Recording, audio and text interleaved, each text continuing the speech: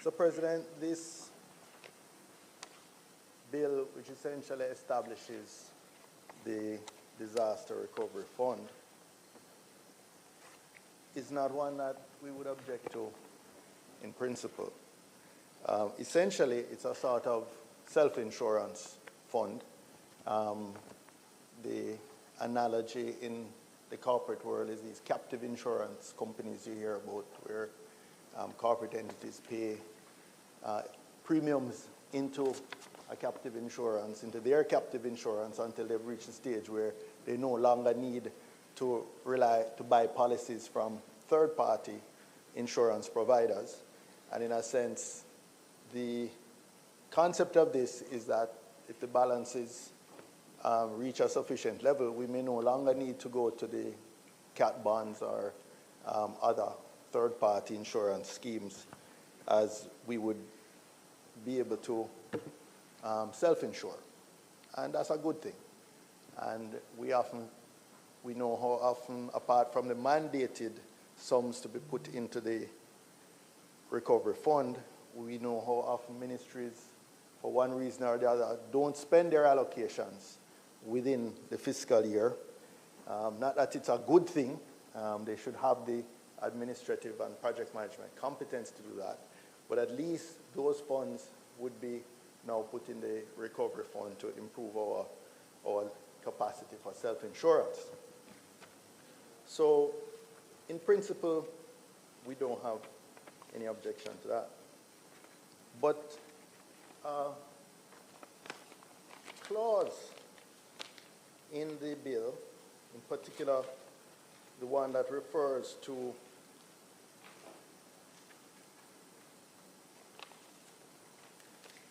on page 3 of the bill, 3A, where it speaks to the National Natural Disaster Reserve Fund, may be disbursed in relation to disaster referred to in subsection 2 upon the occurrence of either of the following. And A speaks to the fiscal commission certifies that the estimated fiscal impact of disaster is equal to or greater than 1.5% of gross domestic product. Should that be the fiscal commissioner? Okay, because the commission that is referred to in the act that established the Office of the Fiscal Commissioner, the commission there refers to a commission of the Speaker, the President, the leader of government business and opposition business in both houses, and the minister responsible for the public service, as is often done in terms of that commission that deals with the remuneration and terms of service and so on of the incumbent. But outside of that, and I don't think that could be the commission that is being referred to here. So I would just ask the minister to clarify. And if you can clarify, I know it would help. So I am correct. Thank you.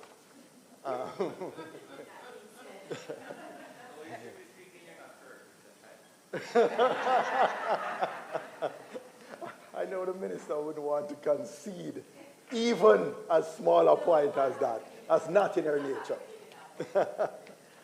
But now that we've clarified that it is indeed the fiscal commissioner who we'll rely on, then I have to raise a serious concern. And that concern is that we had the fiscal commissioner appointed on the 1st of May 2023. Apart from the initial responsibilities which he was given in the act, we're now adding additional responsibilities. Just last week, I believe, when this bill was debated in the House, the opposition spokesman on finance asked the minister to give a sort of status update on the office of the fiscal commissioner And he said while a commissioner was appointed, that the office wasn't yet built out. And I'm concerned that we keep giving more responsibilities to an office that is not built out. But even with, that was the Minister of Finances. Yes, the office, the commissioner, the fiscal commissioner had been appointed and was in place. But the staffing, etc., to get a fully functional office had not yet been arranged or completed. But even more concerning, Mr. President, is the fact that information that has recently come to me suggests that despite being appointed on the 1st of May, up to the end of the year in 2023, the fiscal commissioner had not received any compensation, any salary or compensation. And their bank account? had not received. And I am not even certain if up to today any compensation has been received. But again, this is a case where the person appointed as fiscal commissioner was previously a permanent secretary.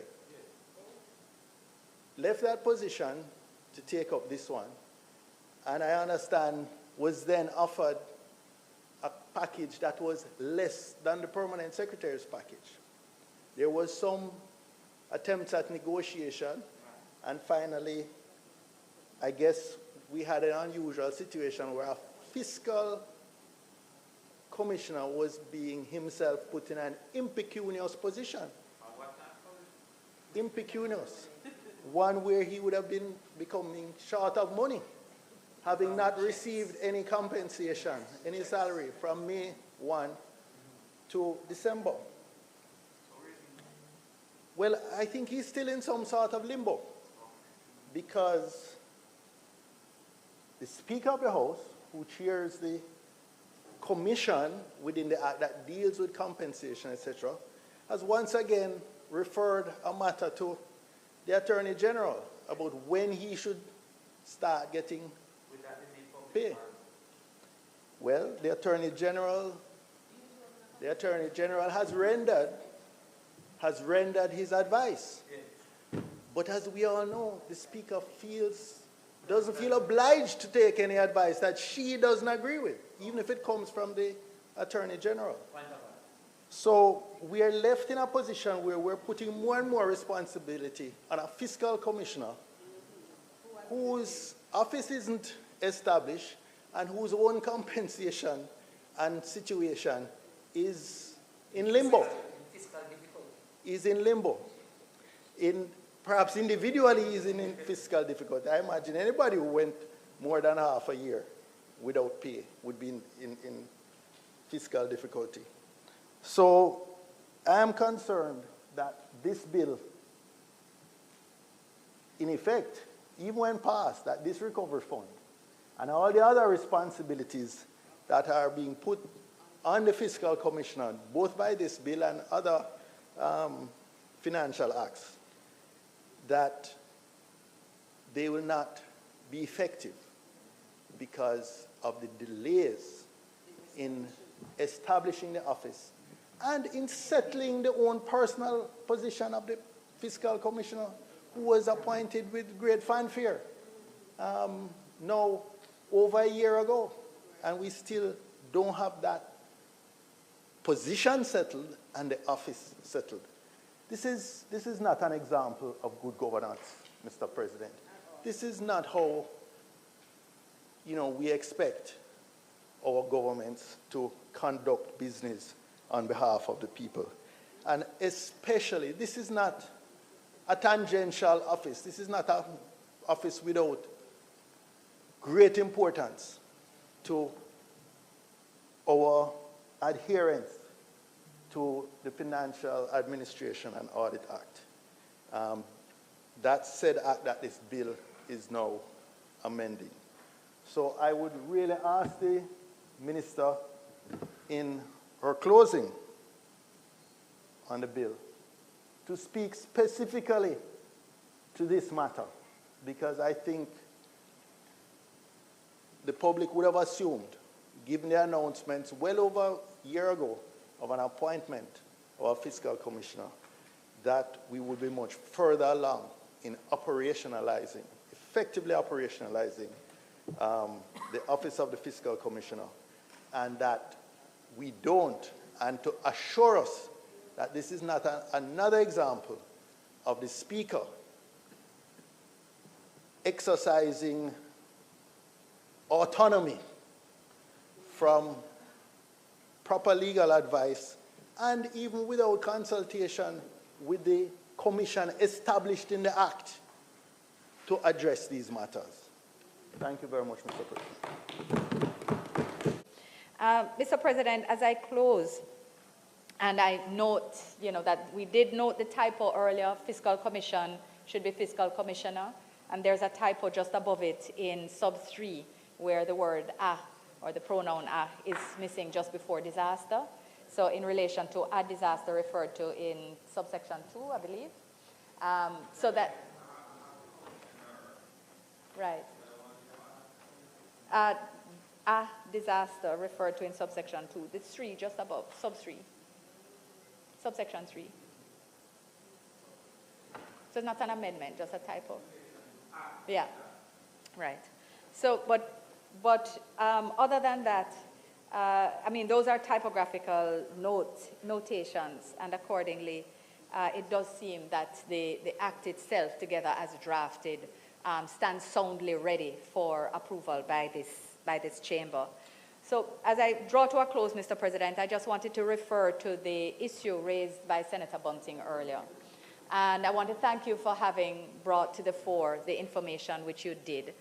And maybe just express a little bit of disappointment that information which was shared within the membership of a committee so confidentially in the circumstances, that information should have been used to try to presumably score some political points today on an issue where really, I know Senator Bunting cannot be saying that the Speaker, in the rightful exercise of her authority, cannot seek opinions. The opinion was shared within a week of it having been received. And it was shared for a meeting scheduled for early next week. For Monday, same thing, the early next week. So the point being that there's no question, and he's aware of the circumstances, so there's no question.